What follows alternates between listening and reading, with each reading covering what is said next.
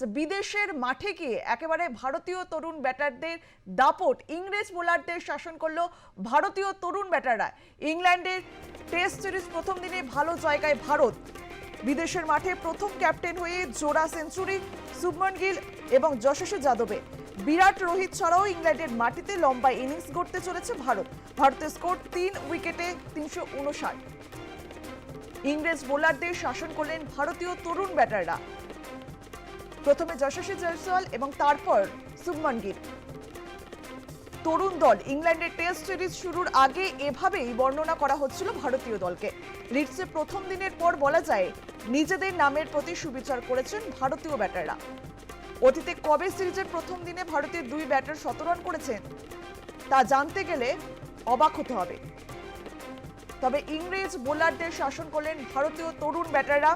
বিদেশের মাঠে প্রথম ক্যাপ্টেন হয়েই জোড়া সেঞ্চুরি শুভমন গিল এবং যশস্বী যাদবে।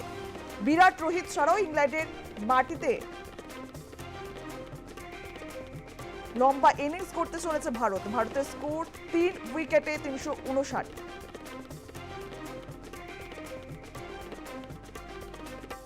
শুধু তরুণ প্রজন্মের দাপট, যশস্বী জয়সওয়াল এবং শুভমনের বিলেতে সিরিজের শুভ সূচনা। প্রথম দিনে ভালো জায়গায় ভারত।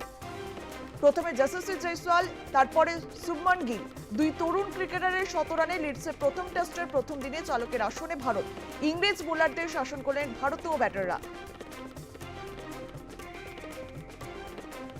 ইংল্যান্ড টেস্ট সিরিজের শুরুর আগে বর্ণনা করা হচ্ছিল যে তরুণ দল। লিডসে প্রথম দিনের পর বলা যায় নিজেদের নামের প্রতি সুবিচার করেছেন ভারতীয় ব্যাটাররা। ইংল্যান্ডের টেস্ট সিরিজ প্রথম দিনেই ভালো জায়গায় ভারত। বিদেশের মাটিতে জোড়া সেঞ্চুরি শুভমন এবং যশস্বী জয়সওয়ালের।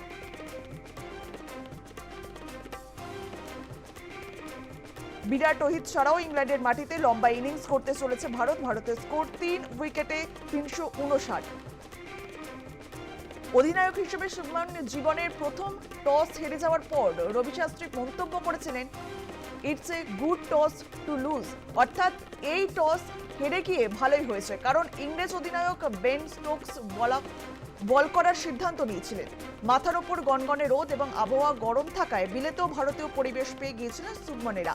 তবে এবার প্রথম দিনে কিন্তু ভালো জায়গায় রয়েছে ভারত। ইংল্যান্ড টেস্ট সিরিজে প্রথম দিনে ভালো জায়গায় ভারত। ইংরেজ বোলারদের শাসন করলেন ভারতীয় তরুণ ব্যাটাররা।